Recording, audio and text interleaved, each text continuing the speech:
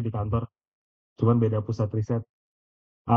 Yang kami banggakan yang hadir di sini tentu saja ini setengah dari yang hadir tadi, dan yang hadir di sini penggiat LCA ya, mudah-mudahan. Mudah-mudahan tetap apa namanya semangat. Nanti kalau misalnya ada yang mau sharing, saya dengan senang hati kita bisa diskusi tentang perkembangan LC yang terjadi di Indonesia maupun di global, khususnya global ya. Mungkin bisa next slide. Nah, pusat riset kami, saya Nugur Adi Sasongko, saya sebelumnya dari BPPT. Saya juga mengenal LCA itu belum lama, baru kemarin sore, belum ada 10 tahun seperti Pak Edi Wiloso, senior kami di BRIN. Saya sebelumnya BPPT, ada Pak Edi Wiloso, sebelumnya LIPI, kemudian Mas Mur dari LIPI, Mas Arief. Kami gabungan dari 44 libang kementerian. Di pusat riset kami itu ada 141 staf riset yang tersebar tidak hanya di Puspitek Serpong, tapi juga sampai dengan Papua. Kita punya sekitar 3 periset yang melakukan riset di Papua terkait dengan food estate dan komoditas perkebunan, salah satunya pala. Jadi kalau di sini teman-teman banyak melakukan riset perkebunan, melakukan ekspor, kita juga melakukan kegiatan yang sejenis. Kami menganalisis, membangun sistem database nasional terkait dengan produk ekspor nasional. Mungkin bisa di next slide. Nah, mungkin bisa next slide. Nah, pusat riset kami itu ada 12 kelompok riset. Mulai dengan kelompok riset pertama itu Sustainable Product Assessment and Eco Design. Koordinatornya Bu Dr. Rosmeika. Sebelumnya beliau adalah Prekaisa di Kementerian, mungkin bisa di back atau boleh deh di sini deh, biar lebih jelas ya. Prekaisa di Kementerian Pertanian, alumni IPB, angkatannya Pak Kiman ya. Pak Kiman hilang juga. Kegiatan di kelompok riset ini banyak melakukan kegiatan sekarang terkait dengan transportasi electric vehicles, kemudian desain konstruksi yang berkelanjutan, termasuk circular economic di dalamnya. Kemudian yang kelompok kelompok riset kedua ini dipimpin oleh Bu Dr. Nadira, sebelumnya dari BPPT, Manajemen Siklus Karbon. Di kelompok riset ini kami banyak membantu Kementerian KLHK untuk mendevelop metodologi. Jadi kalau teman-teman yang sudah pernah berurusan dengan SRN, sertifikasi registrasi nasional, sertifikat register nasional terkait dengan karbon, terutama yang terkait dengan CDM. Nah, metodologi yang digunakan, nah ini banyak dibantu apa namanya dibuat metodologinya, disusun metodologinya oleh kelompok riset ini secara historis dulu, baik di BPPT, LIPI maupun tempat lainnya. Sekarang yang dilakukan di kelompok riset 2 ini banyak membantu PLTU, terutama terkait dengan co-firing, membuat metodologi co-firing. Nah, itu di SRN itu belum ada metodologinya co-firing. Nah, kita sudah menerbitkan beberapa jurnal terkait dengan metodologi perhitungan co-firing biomasa dan batu bara. Meskipun itu banyak yang ngomongin, tapi metodologinya itu belum available loh. Nah, ini menarik ini. Jadi masih banyak kesempatan teman-teman penggiat LCA itu untuk apa namanya membantu pemerintah membuat metodologi standar terkait dengan perhitungan karbon. Jadi tiap case itu beda metodologi. Kemudian yang ketiga, Industrial Ecology Based Engineering Research.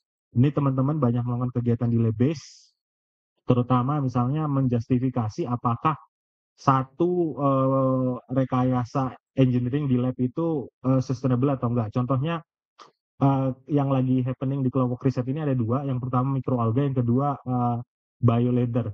Jadi ekspor Indonesia terkait dengan leather itu atau kulit itu cukup tinggi ke Uni Eropa. Nah, ada salah satu masalah yang cukup signifikan waktu kita melakukan ekspor itu adalah pertanyaan tentang sustainability.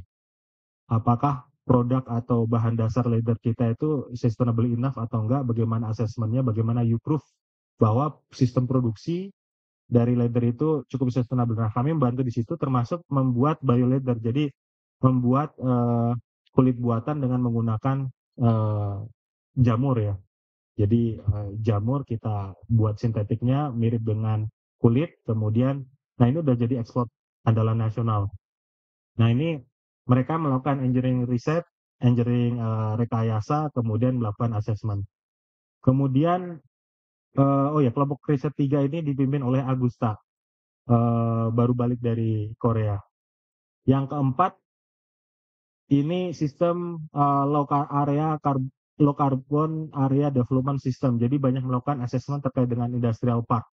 Jadi di Indonesia tuh cukup banyak lokasi-lokasi industrial park yang terintegrated di Indonesia. Cuman sayangnya ini rahasia umum ya. Jadi ada misalnya satu kawasan industri dibangun oleh entitas uh, perusahaan-perusahaan Jepang. Ada satu kawasan industri yang dibangun oleh entitas perusahaan-perusahaan Korean base. Ada satu kawasan industri yang cukup dari berbagai macam investor tapi tidak terintegrated dan seterusnya. Jadi kami di kelompok riset 4 ini mencoba bukan mendesain ya, menganalisis sistem kawasan-kawasan industri Indonesia, mana yang memiliki tingkat efisiensi yang tinggi, kemudian melihat baseline-nya, kita compare dengan beberapa negara tetangga, termasuk misalnya contohnya Jepang, Korea, dan Cina. Nah, kemudian yang kelompok riset 5 ini terkait dengan sustainable polymer related industries. Jadi kalau udah ngomongin polimer, pasti orang langsung kepikiran plastik. Nah, ini juga cukup menarik ya. Jadi saya jadi pengen bikin kuis nih, biar nggak bikin ngantuk.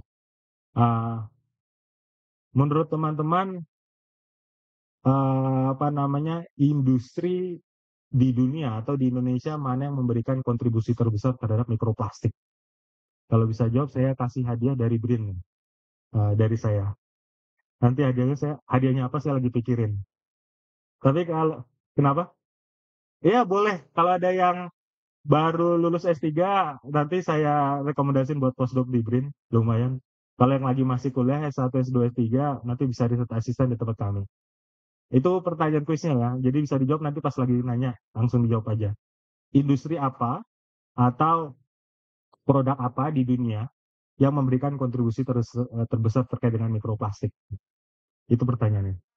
Nah, yang keenam itu terkait dengan rekayasa dan manajemen daur hidup. Nah, ini kelompok riset ini itu unik. Jadi mereka tuh menganalisis hidup matinya satu sistem industri. Misalnya satu industri muncul, kemudian dia berkembang, grow up, tiba-tiba secara supply di demand, dia tiba-tiba turun drastis, kemudian menghilang, kemudian digantikan oleh sistem industri yang lain. Nah, kelompok riset ini melakukan hal tersebut. Kemudian kelompok riset ke-7, ini sistem pangan ya, Sustainable Food System and Manufacture ini, kelompok riset ini cukup besar pendanaannya, salah satu yang terbesar di pusat riset kami, melalui skema dari Kementerian KLHK GES 8, kelompok riset ini berkolaborasi mendapatkan $12 juta dari FAO untuk food system. Jadi contohnya misalnya tadi presentasinya Pak Edi Wiloso ngomongin ternyata ada sekitar 4% ya Pak, kontribusi karbon kita yang yang masuk dari Australia ya. Itu apa tuh? Nah, ini kelompok risetnya Pak Edi yang jawab di Sustainable Food System and Manufacturers. Jadi kita tuh importir cukup besar protein dari Australia, hampir 60% mungkin kebutuhan protein kita, protein hewan itu enggak 60 ya, sekitar hampir 50% itu dari Australia. Kemudian kita juga importir garam cukup besar dari Australia dan seterusnya. Jadi kita banyak impor material untuk kebutuhan industri dan pangan dari Australia. Makanya tadi Australia juga kontribusi terhadap sistem carbon balance kita. Kemudian yang ke-8 ini Smart and Sustainable Manufacture System. Ini mereka membuat peralatan yang device pengukuran cepat. Salah satunya tuh unsur hara. Jadi saya kepikiran, tadi saya duduk di belakang kursi ini ya. Saya merasa radiasinya tuh tinggi banget ini ya. Jadi keterasa panas gitu di belakang kepala. Jadi saya langsung kepikiran, mana yang lebih low radiasi impact? Menggunakan infocus atau menggunakan smart screen seperti ini. Itu juga teman-teman kalau misalnya background-nya tertarik untuk menganalisis impact assessment itu juga penting. Kemudian yang kelompok riset ke-9 ini terkait dengan circular economic. Nah, kelompok riset ini nih banyak melakukan kegiatan rekayasa di lapangan terkait dengan pemanfaatan salah satunya ya biomasa sama sampah plastik. Dan Pak Direktur ini kebetulan dari Pertamina. Kelompok riset ini kemarin mendapatkan penghargaan dan pendanaan dari Pertamina Foundation terkait dengan pirolisa untuk limbah plastik yang digunakan untuk untuk fuel sintetik. Nah, tapi kita naruh peralatannya itu di remote area, Pak. Di daerah tangkapan nelayan, kemudian di daerah pariwisata. Jadi daerah pariwisata tuh paling riskan terhadap sampah plastik karena mereka wisatawan biasanya bawa sampah ya. Sama daerah nelayan karena nelayan itu kadang nggak bisa melaut karena kekurangan bahan bakar. Nah, kami bekerja sama dengan beberapa institusi termasuk beberapa hari yang lalu mendapatkan penghargaan dari Pertamina Foundation terkait dengan kegiatan tersebut. Kemudian yang berikutnya Sustainable Micro Industry. Nah, kita bekerja sama dengan UMKM terkait dengan hal-hal yang simple terkait dengan circular economic. Kemudian, nah ini menarik juga nomor 11, Sustainability Standard and Reporting. Jadi pusat riset kami juga banyak membantu beberapa perusahaan yang sekarang lagi kita kerjakan itu terkait dengan beberapa perusahaan FMCG ya, fast moving consumer goods sama perusahaan seperti Peruri, financial institution, HSBC, kemudian Peruri, perusahaan pencatatan uang Republik Indonesia terkait dengan environmental impact assessment di industri keuangan. Kemudian yang ke-12 ini terkait dengan blockchain, resource supply chain and traceability. Mungkin itu sedikit diskusi. Nanti mungkin bisa didiskusi tanya jawab ya. Nah, kemudian next slide. Nah, pusat riset kami itu per April 2024 ini karena pusat riset ini baru, kami terbentuk di awal 2022, jadi belum lama. Awalnya tidak ada tujuan untuk membuat pusat riset, hanya kelompok riset karena jumlahnya cukup banyak risetnya. Jadi kita mengusulkan pusat riset ke Kemenpan RB, dan ini juga mau ada diskusi terkait dengan penyederhanaan nama karena terlalu panjang. Jadi kami ada 144 orang dan average risetnya sekitar 46 tahun, jadi cukup mature ya. Kemudian jumlah penelitinya itu sekitar hampir 30%, rekayasa 71%. Dan sekarang hampir sekitar lebih dari sekitar 30 posisinya sekarang ini bulan April, sekarang bulan Oktober hampir 30 riset kami sedang berkuliah ya, baik dalam maupun luar negeri. Next slide. Ini mungkin bisa saya skip juga. Nah, skip juga karena tinggal 5 menit. Mungkin bisa skip juga. Nah, ini saya mau diskusi sedikit tentang national database ya. Mungkin kalau saya lihat tadi cukup penuh ruangan, sekarang tinggal separuhnya. Tapi separuh ini saya yakin 90% pernah mendengar atau bersentuhan dengan LCA. Salah satu isu yang utama yang terkait dengan LCA adalah pada saat teman-teman itu adalah merunning atau menggunakan database untuk melakukan pemodelan. Baik itu sebagai benchmarking atau referensi maupun pada saat ingin menganalisis rantai pasok. Nah, kalau teman-teman perhatikan, hampir nggak ada database yang dari Indonesia, sedikit sekali. Dan kebanyakan database itu diperoleh dari Uni Eropa. Bahkan database yang Indonesia pun yang bikin dari Uni Eropa kebanyakan. Nah, itu adalah isu yang cukup sensitif dan cukup signifikan di Indonesia. Karena kenapa? Kalau teman-teman menggunakan database itu, terjadi tingkat ambiguitas atau kesalahan cukup tinggi. Kalau menggunakan data itu, kemudian dijadikan data untuk mengukuran life cycle impact assessment di regional atau lokal, itu ambiguitasnya itu cukup tinggi karena pertama, coba lihat referensier yang digunakan di dalam database tersebut. Rata-rata sekitar tahun 2016 yang punya database Indonesia ya, dibandingkan negara lain mereka sudah updated 2018 ke atas. Jadi kalau misalnya teman-teman mau melakukan pengukuran LCA untuk kelapa sawit, reference base year-nya tahun 2022 misalnya. Nah, database misalnya untuk energy mix yang ada di database internasional Itu 2016. Jadi ada gap tahun itu eh, sekitar 6 tahun. Jadi tingkat kesalahannya itu cukup tinggi nanti. Nah itu bahayanya yang terjadi saat ini di Indonesia. Itu salah satunya. Nah makanya kebutuhan Indonesia untuk memiliki database sendiri itu cukup penting. Karena pertama kita memiliki self confidence ya bahwa data kita tuh kita mengukur sendiri dan kita bisa menginterpretasikan dengan lebih baik dibandingkan data yang merupakan data pendekatan yang dilakukan oleh periset asing ya. Nah, itu pentingnya teman-teman melakukan atau pengukuran data primer. Jadi, kalau teman-teman itu melakukan pengukuran data primer, itu penting buat database nasional itu sangat berarti ya. Dibandingkan teman-teman menggunakan data dari uh, benchmarking dari luar negeri. Mungkin next slide selanjutnya. Nah, ini adalah Global LC Data Access Network. Dalam 3 tahun terakhir, itu pertumbuhan database ini cukup signifikan ya. Sekarang tuh lebih dari, saya cek, sebentar. Uh,